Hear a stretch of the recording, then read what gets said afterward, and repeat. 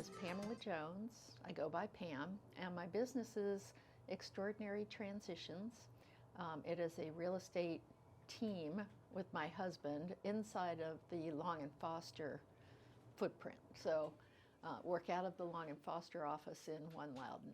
And we offer residential real estate services for home sellers, home buyers, investors, people who invest in residential real estate, and also tenant prospects, people who are not quite ready to buy. Okay. So, and also have a full team of professionals within the Long and Foster family, our mortgage lender, settlement and title, insurance, even moving services and home sale preparation services. Okay. And how big is your team? Like, how many people do you have on board? Just three. Three. Me, my husband Dave, and our assistant Shirley. Okay, that's awesome.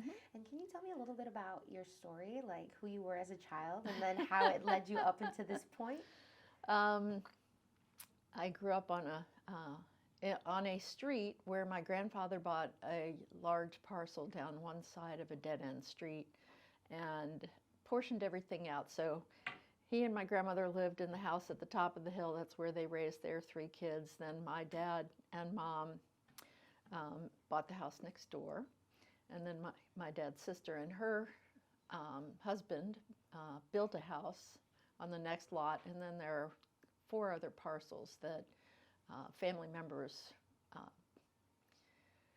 built on and raised their families. And so I grew up next door to grandparents and cousins with my 3 sisters and my 3 cousins. And they mostly are still there. Wow. I love that you guys built like a little community there of like, hi neighbor, hey family. I love that. Yeah, we laughingly say it's a compound, but not the Kennedy compound. Cute. So, yeah, and I was within walking distance of elementary school. Grandma and Granddaddy had ponies. So when we grew up, until I was about 15, and we did the pony thing, it was a little idyllic. Lots of garden, lots of flowers, just real pretty, real nice place. And it was only 15 miles outside of Washington, D.C. Perfect. Yeah. I love that. And I guess through those ventures with your family, did that lead you into real estate? Was that always the game plan for you? No, I was very active in music and drama in high school and junior high, and went to community college with that thought in mind, and quickly figured out that wasn't going to pay the bills. Fell into a part-time job working for Montgomery Ward while I was in high school and through the years that I went to college. And I was with Montgomery Ward, a retailer, large retailer like Sears or Walmart, for 11 years. Met my husband there. My mom went into real estate after my dad retired. My father was a career firefighter in Prince George's County, Maryland, and then fire marshal, and then the deputy chief of the county. And they had a required retirement of 20 years service. So he was 42 when he retired. So my mother went into real estate at that time to support him for the next 20 years. And after she was in it for about 6, she encouraged me to get my license, and that's kind of how it happened. Wow. Yes. It's very different. Like you had your, when we're young, we're like, this is what I want to do, but then you realize. Well, the interesting thing is that the people relationships and the skills that are necessary to develop business and help clients decide what they want to do and then help facilitate that are a lot like working in music and drama. There's some precision to it, there's some emotion to it, and but you need to know a lot more numbers. Yeah, of course, right? Right. On that note, how important is it to you to build and keep those relationships with your clients? That is probably my favorite thing. I've helped 1,100 different families buy or sell real estate, and another 450 with rentals and investment, finding tenants for their properties.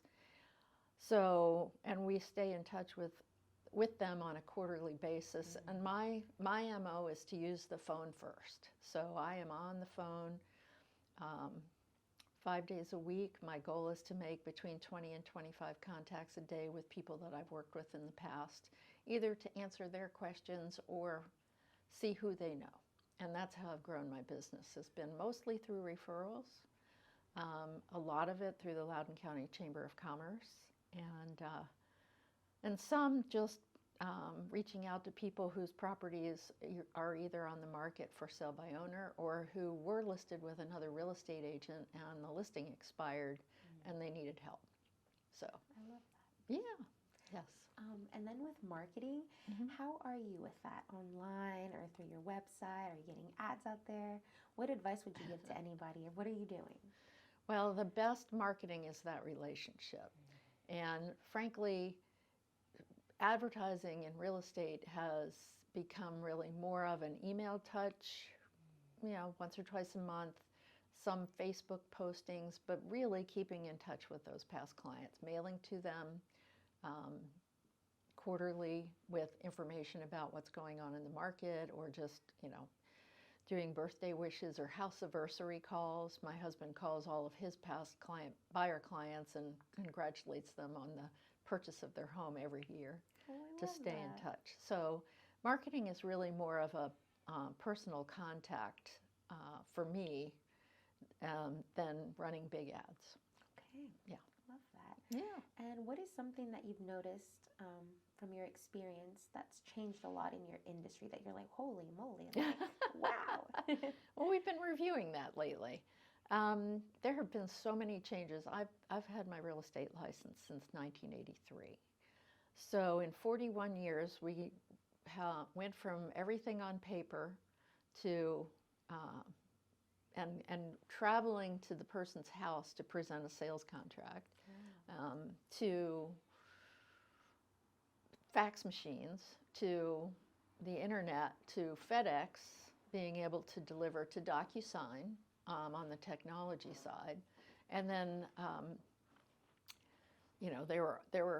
there's been so much development in technology that always seems to be a threat, and actually most often has not turned out to be anything but an ability to enhance our business. So being able to search for listings on the internet, well, we used to have all of it in-house, and when it went out on the internet and buyer clients or seller clients were able to monitor the market, they still called us to say, I've seen this, I like it, how do I buy it? What steps do I have to take?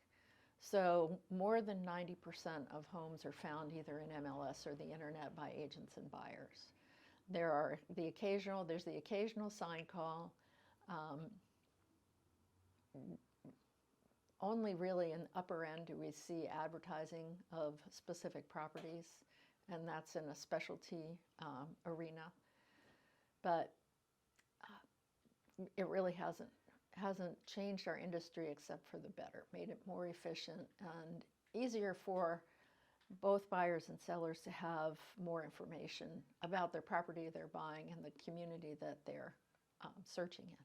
I love that. I have to agree with that. Even with us, sometimes too, we've implemented some AI, and it's helped make things easy. So it's good to have that positive outlook as well. Absolutely. Yeah, well, I was around for Y2K when we thought the world was going to come to an end. I've heard about that, actually. I was like, whoa. Yeah.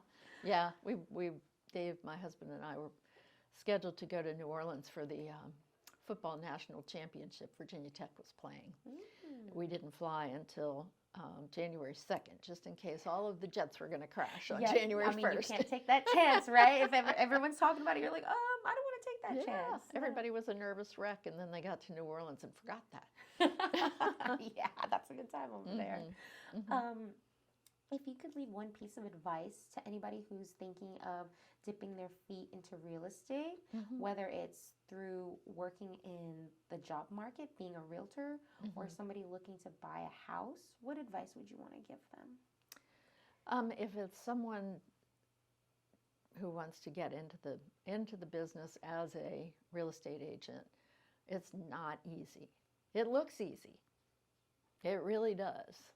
But it really, you have to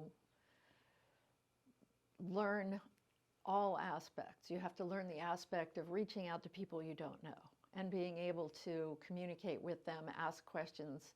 And some of us are shy. You know, I was very shy in school, and even in my job at Montgomery Ward, my big script was, what size can I get for you? I worked in the shoe department the last 5 years. What size would you like?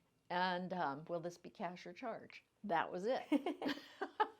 And so to learn all of the technicalities, the verbiage, the math, and then be able to implement that, I figured out after a couple of years of failure that shy does not pay the rent. You know, I have to be strong enough to ask people questions, to have a series of questions that I can ask to find out what their needs truly are and if I can help them. Not that I can help them for sure, because sometimes they aren't in a position to make that,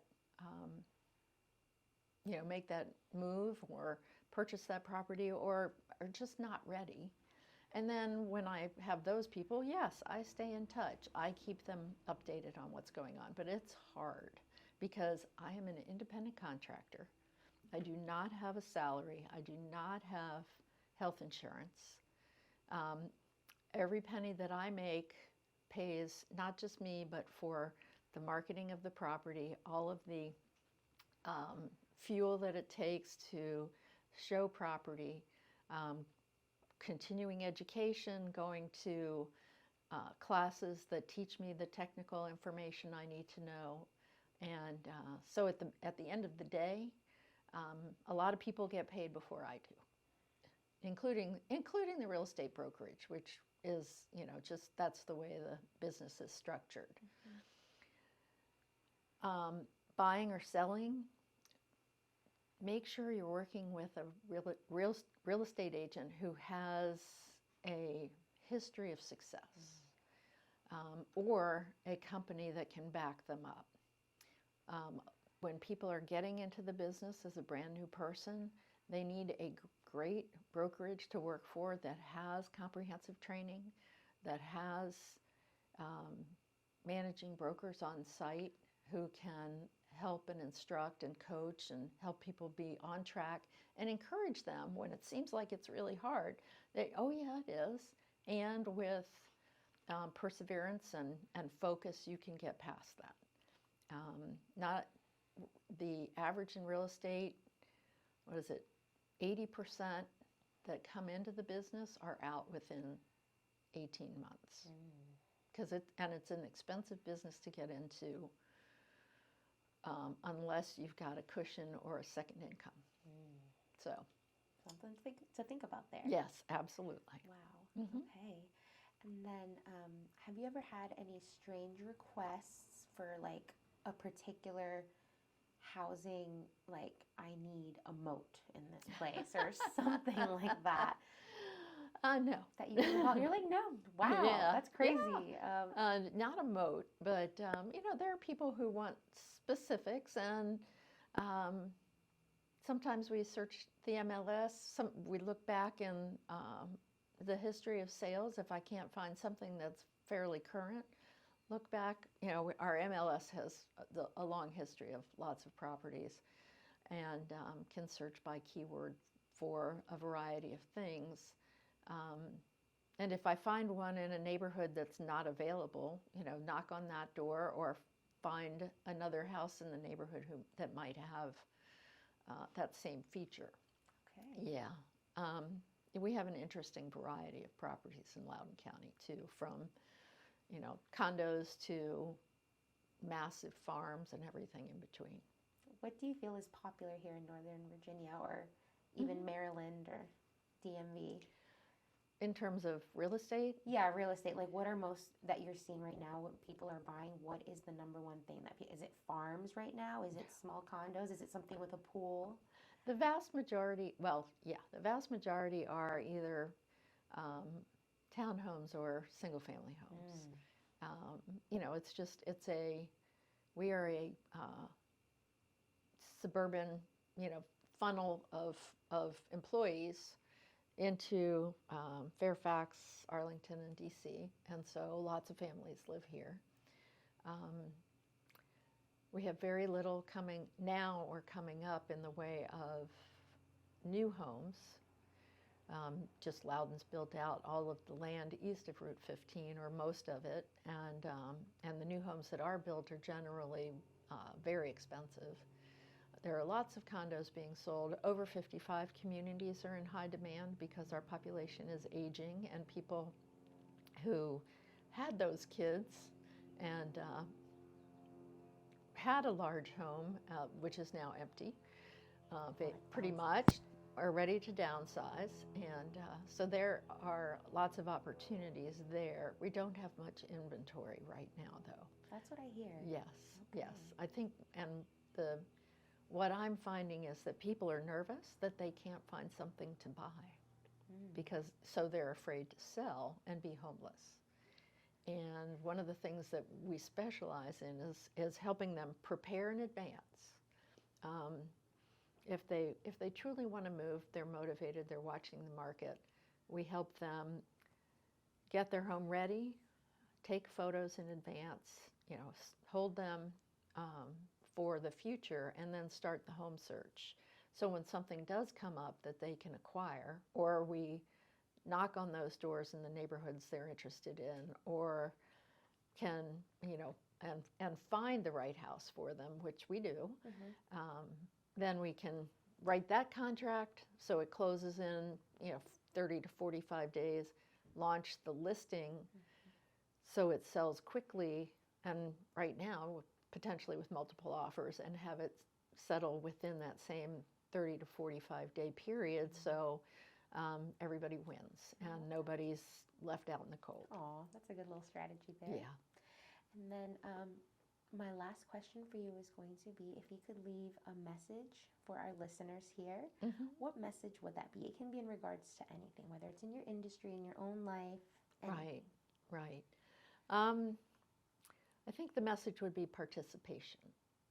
You know, we as business people need to be out there, meeting people, meeting businesses, helping them grow, you know, in your community organization or your congregation or whatever. Be involved, and you'll be amazed at the rewards, both, you know, business and personal, that come from that. I've been a member of the Loudon Chamber since 2002, and the value that I have reaped from that on all levels has been just amazing for my business, and some of my very closest friends are Loudon Chamber members. And Aaliyah is where I met. That's where I met Aaliyah and worked with her several times. I didn't know that. That's cool. Yeah. Now I know a little fact. Yeah. So just be involved. You know, get out there, do your thing. Find great resources. Love that. Thank you so much for sharing that with us, and thank you so much for your time and for being here. Well, I appreciate you inviting me, and of course. Thanks.